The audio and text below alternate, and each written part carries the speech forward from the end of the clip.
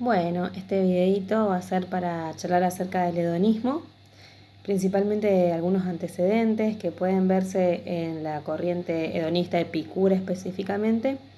Pero bueno, vamos a trabajar tres filósofos que hicieron sus aportes, digamos, a la filosofía epicúrea en relación con el placer. Y bueno, uno de ellos va a ser Aristipo, que es el fundador de lo que es la corriente cirenaica. Eudoxo, vamos a hablar un poquito, y de Espeusipo también. Esos son los tres que vamos a tomar a modo de antecedente de lo que es la filosofía epicúrea en cuanto a su ética hedonista, que tiene el placer, digamos, como uno de los ejes centrales. Bueno, como les decía, arrancamos con Aristipo de Cirene. Bueno, Cirene es la ciudad donde había nacido Aristipo, de ahí viene los cirenaicos, que es una ciudad africana. Aristipo es de, más o menos, podemos ubicar su nacimiento y muerte entre el menos 435 al menos 350. Bueno, fue un filósofo griego, podemos decir que fue el fundador de esta corriente entonces cirenaica, fue alumno de Sócrates, aunque bueno, en algunos puntos, por no decir en casi todos, lo que se conoce acerca de su filosofía, no ha sido el más socrático, digamos, a pesar de que si lo haya seguido, no continuó en algunos puntos filosóficos fundamentales de tanto de la filosofía platónica como socrática. Especialmente en lo que refiere a su gnosiología, o sea, en cuanto a su concepción acerca del conocimiento. Era más bien, algunos dicen que era más escéptico, otros dicen que era más empirista, pero bueno, en ningún caso habla ni de mayéutica como método de enseñanza, ni la reminiscencia como modo de conocer, ni de la primacía de las ideas, o la experiencia como en un segundo plano, no. Entonces, ahí disiente totalmente con lo que fueron, lo que habrían sido las enseñanzas del maestro Sócrates. Bueno, es una de las primeras corrientes hedonistas, o sea, que ha tomado el placer como uno de los fines de la acción, conseguir eso que sería el placer. Ahora nos vamos a meter de lleno, bueno, en qué sería esto del placer. Pero bueno, en principio entendamos que esta búsqueda del placer está identificada con el bien supremo. O sea, el placer está identificado con el bien. Pero bueno, también es necesario como mantener cierto control, va a decir Aristipo, en cuanto a los momentos de dura adversidad o frente a la prosperidad. Entre sus alumnos, esto es una curiosidad, una de sus discípulas, mujeres, es su hija, que se llamaba Areta, que a su vez tuvo un hijo que le puso el mismo nombre de su padre, o sea que también es Aristipo. Por eso hay dos Aristipos, a veces está como el abuelo, que sería el fundador, y bueno, esta corriente que después fue continuado por Areta y después fue continuada por su hijo del mismo nombre, ¿no? Se llamaba Aristipo. Bueno, en cuanto a la vida de Aristipo, él fue a Grecia, atraído por los Juegos Olímpicos en principio, había ido como a ver el espectáculo, y también ahí se enteró como de la fama que tenía Sócrates. Bueno, Sócrates ya era un hombre conocido, entonces él también lo quiso conocer. Y bueno, y una vez que lo conoció, estuvo como discípulo hasta el final de sus días, hasta la muerte de Sócrates. Después volvió a su patria y estuvo enseñando filosofía a cambio de una remuneración económica. Bueno, Aristóteles, por ejemplo, él dice que es un sofista, por ejemplo, por esta actitud de cobrar por sus enseñanzas, que es muy propio de sofistas, y a su vez por esta postura que decíamos al principio, ¿no? En cuanto a su concepción gnoseológica, más tirada hacia el escepticismo o, bueno, el empirismo, que son posturas, sobre todo el escepticismo, son posturas que tienen que ver más con los sofistas, más que con los filósofos. Bueno, y el hecho de esto de cobrar por las enseñanzas también lo hace alejarse de Sócrates, ¿no? El maestro. Bueno, en el Fedón de Platón aparece nombrado, pero no lo nombra como que haya estado durante la muerte de Sócrates. Y esto pareciera ser como un pase de factura, ¿no? Como Platón diciéndole, bueno, vos que fuiste uno de los fieles discípulos de Sócrates, ¿cómo es que faltaste? ¿Cómo es que no estás en estos últimos momentos? Y después en otros diálogos, sobre todo en algunos diálogos que aparecen memorabilia, por ejemplo, hay una discusión entre Sócrates y Aristipo, donde Aristipo defiende el disfrute voluptuoso, muy a diferencia de Sócrates que no, que lo condena más que defenderlo.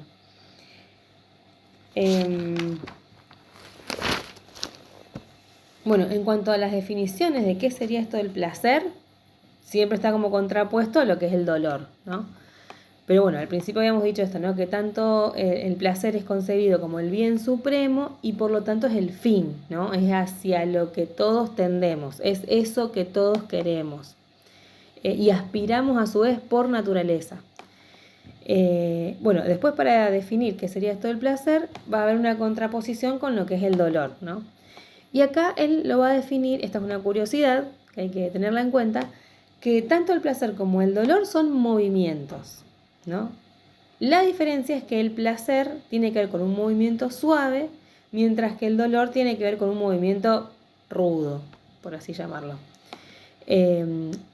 ¿Cuándo se da el placer? Bueno, el placer se da cuando hay un movimiento de recomposición de alguna carencia que sea previa. O sea, el ejemplo que primero se viene a la mente es del hambre, ¿no? Entonces hay una carencia previa ahí que es la falta de comida.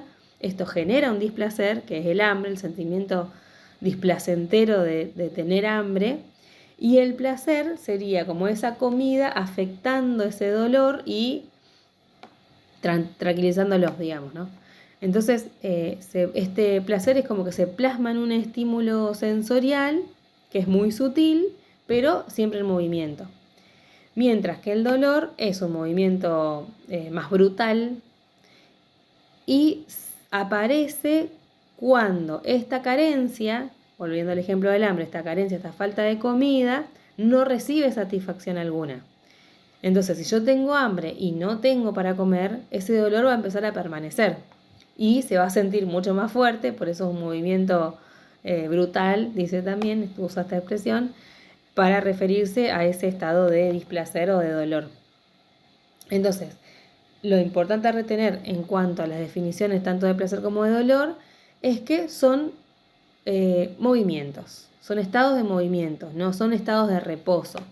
Por eso él dice que esto del estado del reposo es imposible, o sea, la única manera en que esto estuviera así a modo de reposo si estamos durmiendo, por ejemplo. Dice que como que vivir sería como ir pasando de un movimiento al otro, ¿no? Del sentir dolor al sentir placer y viceversa. Entonces, un estado de reposo sería o propio del que está soñando o del que ya está muerto.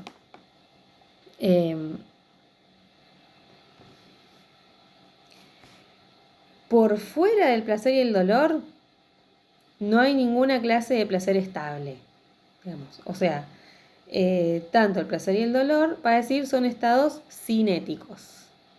Y esta palabra también estaría buena tenerla en cuenta porque Epicuro va a diferenciar, va a hacer una diferenciación importante dentro de su filosofía, en el que distingue, una cosa son los placeres cinéticos y otra cosa son los placeres catastemáticos. Lo explico mejor. ¿Qué sería esto del placer catastemático? Bueno, el placer catastemático es un estado físico que se caracteriza por la ausencia de dolor. En el cuerpo, en ese caso sería la aponía, o también puede ser ausencia de dolor, pero ya en un sentido espiritual o anímico, que sería la ataraxia. Entonces, tanto la aponía como la ataraxia son esos dos estados al que uno aspira para no sentir dolor, ni en el cuerpo ni en el alma. Y son placeres catastemáticos justamente porque están definidos en un sentido negativo, ¿no? Es la falta de dolor. Entonces no se define el placer en un sentido positivo, sino como falta de eso displacentero. Por eso sería un placer en sentido más relajado, más tranquilo, ligado a una paz interior más que a algo eufórico.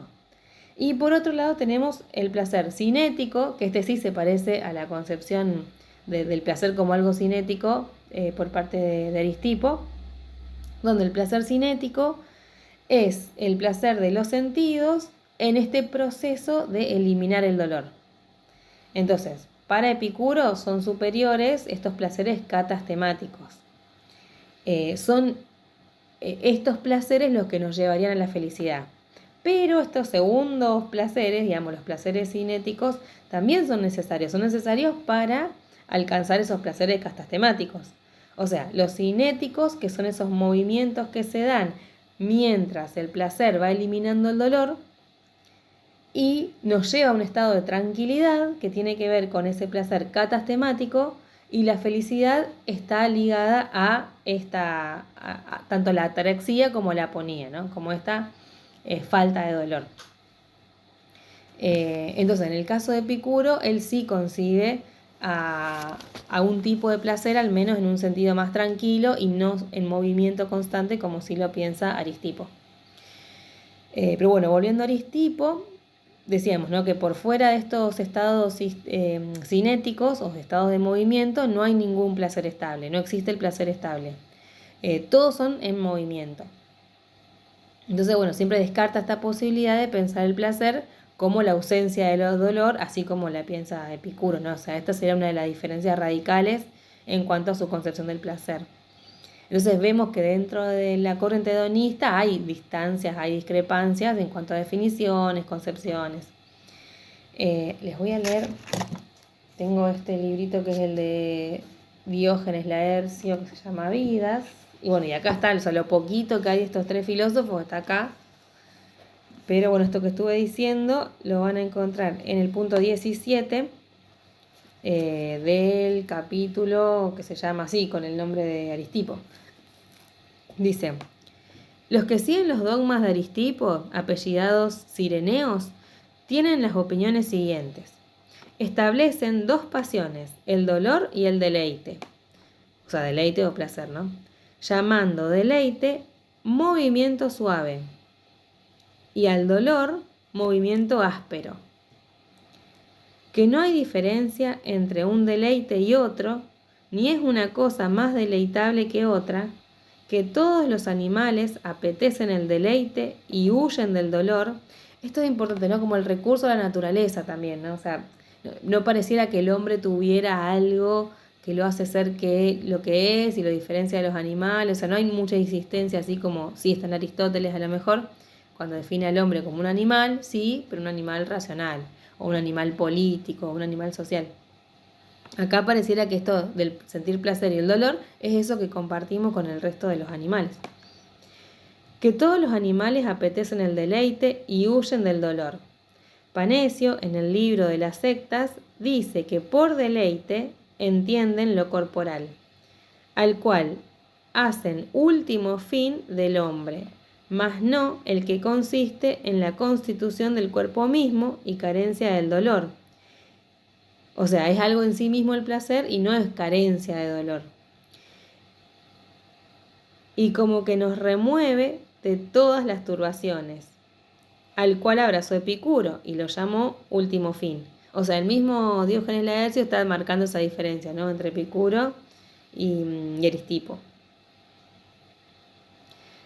Son de parecer estos filósofos que este fin se diferencia de la vida feliz, pues dicen que el fin es un deleite peculiar, pero la vida feliz es un agregado de deleites particulares, pasados y futuros. Que los deleites particulares se deben apetecer por sí mismos, pero la vida feliz no por sí misma, sino por los deleites particulares.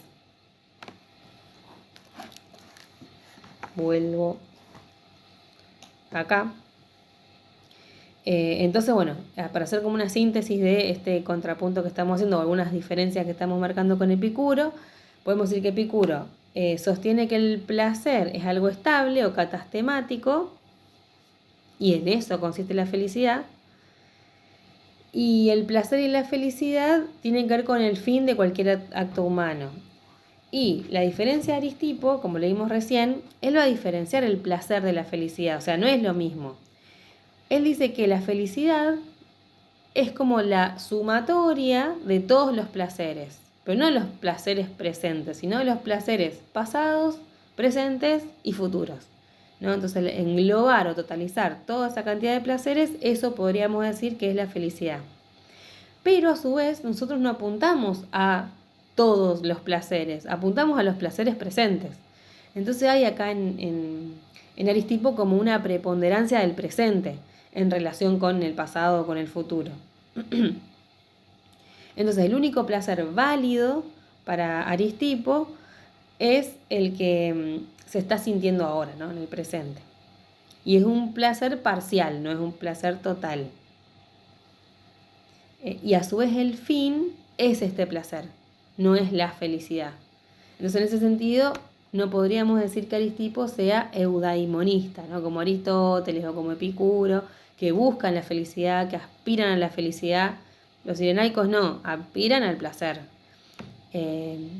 no a la felicidad. O sea, como que el placer tiene aún mayor rango incluso que la felicidad. Por más que la felicidad fuera la sumatoria de todos esos placeres.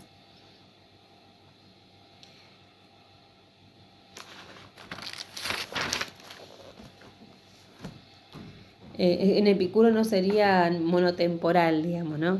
Incluso esto también se puede ver, ¿se acuerdan cuando leímos la carta a Meneceo? Cómo arrancaba, ¿no? Que decía, bueno, que nadie por ser joven demore en filosofar, ni por viejo de filosofar se canse. ¿Por qué? Porque dice que aquel que dice que el tiempo ya pasó para filosofar, o aquel que dice que todavía no llegó su tiempo para filosofar, dice, es aquel que dice que ya pasó su tiempo para ser feliz o ese tiempo aún no ha llegado. O sea, no tiene sentido. Tanto los jóvenes como los viejos, todos queremos ser felices. Y la filosofía es ese camino, ¿no? Entonces, bueno, la filosofía va a garantizar que el viejo rejuvenezca recordando su pasado, sus momentos felices, y también puede hacer que el joven envejezca al cobrar contacto con ciertos argumentos acerca de, por ejemplo, por qué no hay que no tenerle miedo a la muerte o por qué no hay que temerle a los dioses. Entonces gana como toda esa experiencia que es propia del viejo, toda esa experiencia de vida. Y hace que le pierda miedo, bueno, a esas cuestiones a las cuales no habría que temerles. Pero en Epicuro está todo el tiempo este juego, ¿no? Del joven y el viejo, del futuro y el pasado. Y no es que hay una preponderancia, no es que es mucho mejor ser joven que ser viejo o viceversa, no. Bueno, cada uno tendrá sus pros y sus contras, digamos, pero la filosofía permite en algún punto ese viaje en el tiempo, ¿no? De que el joven pueda envejecer y de que el viejo pueda rejuvenecer. Pero bueno, el caso de Aristipo entonces solo considera placeres y dolores en el sentido corporal. Eso también es una diferencia, que Epicuro agrega y le da mucha importancia a esto de los placeres anímicos, ¿no? O sea, no los reduce solamente a una cuestión física del cuerpo, sino que la mayor importancia y el acento fundamental está en el alcanzar la salud del alma. Y por eso también hay que evitar el dolor del alma. Y de ahí la importancia de la filosofía, ¿no? La filosofía va a ser ese remedio, ese tetrafármaco, dice, capaz de curar esos dolores del alma. O sea, la filosofía se vuelve terapéutica, que en Aristipo todavía no tiene ese carácter. Por eso hace esta aclaración, ¿no? Diógenes Laercio incluso, que en Aristipo el placer está asociado a una cosa más corporal y no tanto anímica. Y otra diferencia es que ahora, si ustedes quieren leer cómo arranca, porque al principio cuenta como varias anécdotas que son bastante graciosas incluso de Aristipo, porque Aristipo era, bueno, ya de entrada les decía que cobra por sus enseñanzas. Y en un momento hasta llegó a tener bastante dinero. Y Sócrates le decía, pero ¿cómo hiciste para tener toda esa guita? Sí, bueno, hice lo que vos no hiciste. Es lo mismo que vos, nada más que yo cobré. Y también cuenta que él siempre le quería dar como plata a Sócrates, porque creo que Sócrates no era una persona muy adinerada y Sócrates lo sacaba de vuelo, no quería saber nada. O sea, es medio que se ofendía también. Pero también incluso algunos lo cargan y le dicen que es un afeminado porque le gustan los lujos, o sea, siempre está como con buenas pilchas, digamos, con zapatos, sandalitas. No rechaza esos placeres banales, diría Epicuro, propios del lujo, bueno, que da el dinero, no los rechaza, al contrario. Y bueno, y a diferencia de Epicuro, Epicuro es sumamente austero. También puede ser que sea por esto, ¿no? Como en un rechazo, en una diferenciación de otro tipo de hedonismo, como el que practicaba Aristipo. O sea, Aristipo no se priva de ningún placer, ¿no? No se priva de nada. Por eso decía uno esto, ¿no? Que cobra por sus clases, que le gustan los lujos, no reniega de los placeres, de las cosas materiales. Incluso habla así que pasaba mucho tiempo en compañía de meretrices, participando de buenos banquetes. Bueno, también se le hizo como una fama así de libertino, de glotón, de estar entregado permanentemente a los placeres. Y bueno, y Epicuro, vieron que también cuando leímos la carta, a Meneceo decía, no, como que no me acusen a mí, yo no soy de ese tipo de hedonistas, sino que bueno, es como de una autoridad extrema incluso lo que propone Epicuro. Bueno, eso sería Aristipo. Después el otro filósofo que también es interesante para tener en cuenta en relación con sus concepciones del placer es Eudoxo. Bueno, Eudoxo nace en la ciudad de Cnido, en Asia Menor, y se fue a vivir a Atenas cuando tenía más o menos 33 años. O sea, ya no era un joven totalmente, pero bueno, todavía estaba en edad de estudiar, de investigar. Era un poquito más joven que Platón, y se hicieron bastante amigos, incluso cuando se dice que cuando Platón viaja a Sicilia, lo deja a cargo él de la academia, así que bueno, él estuvo dirigiendo la academia un tiempo, o al menos durante los momentos en que Platón viajaba.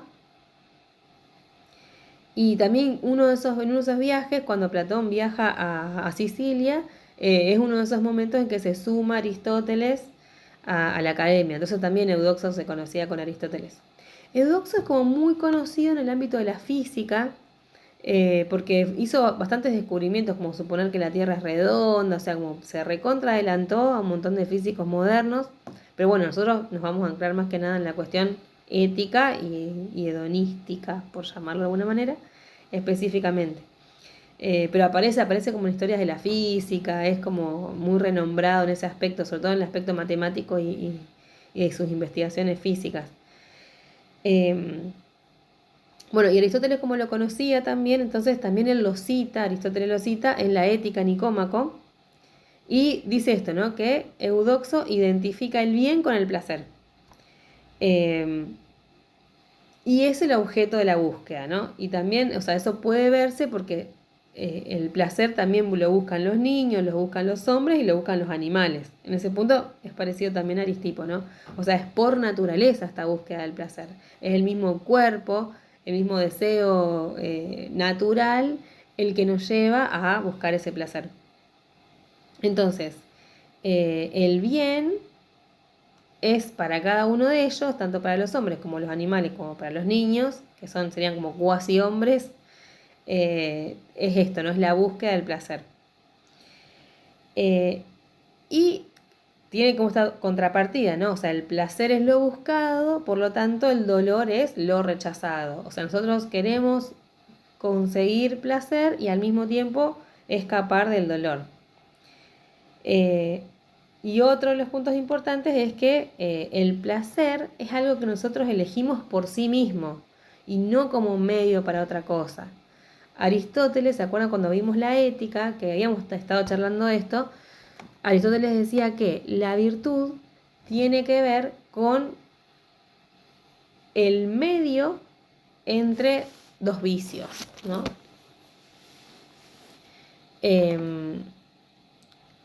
Y eso es el modo en que Espeusipo le va a dar al placer también como algo que tiene que buscarse como un punto intermedio entre dos vicios. Pero bueno, ya voy a llegar a esa parte y cierro con Eudoxo. Bueno, le agrega esta característica, ¿no? Que el placer es algo que buscamos como fin y nunca es un medio. De ahí enganché, ahora me acuerdo. Aristóteles lo que dice es que cuando nosotros actuamos, todas esas acciones son medios para otros fines, ¿no? ¿Se acuerdan que poníamos como ejemplo? Bueno, estamos estudiando licenciatura de filosofía o esta materia. ¿Por qué? Porque es un medio para aprobarla. ¿Y para qué la queremos aprobar? Porque es un medio para, más adelante, rendir una correlativa. Y la estudiamos como medio para recibirnos. Y nos recibimos porque eso es un medio para... Y así, ¿no? O sea, como cada una de nuestras acciones se vuelve medio y fines de otras. Y dice Aristóteles que la felicidad sería ese fin último que nunca es medio, porque nadie es feliz como medio para otra cosa, sino que la felicidad siempre se entiende como algo en sí mismo y como un fin último.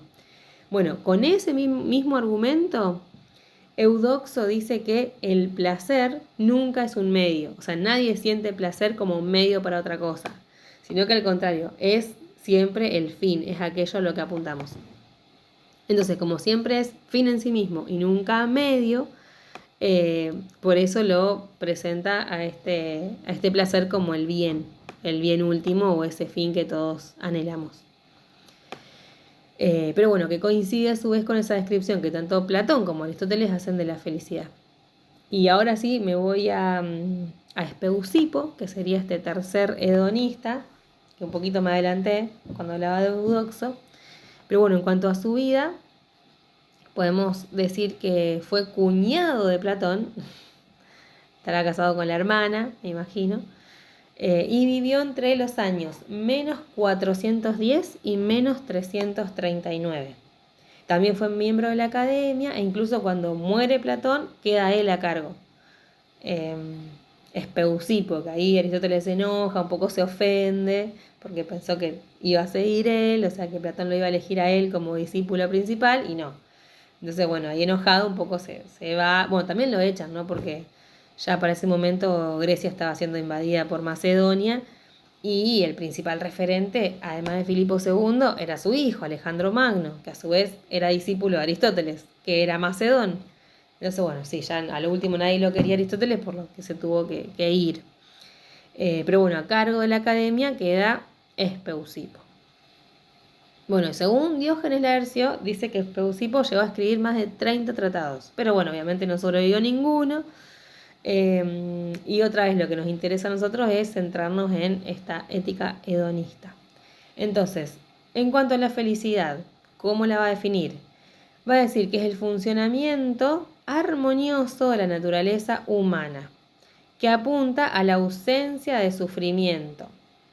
En este punto se acerca a Epicuro, ¿no? Y las virtudes son esos medios para alcanzar la felicidad. O sea que la felicidad es el fin y Espeusipo en este punto sería también un eudaimonista.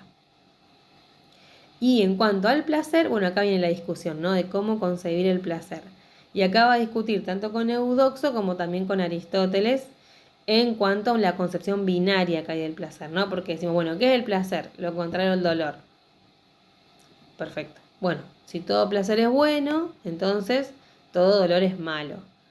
Eso también lo dice Epicuro. ¿Se acuerdan que dice que todo placer es bueno y todo dolor es malo? Pero que todo placer sea bueno no significa que sea elegible. ¿Se acuerdan? Dice, hay que hacer como una especie de cálculo, una economía de los placeres.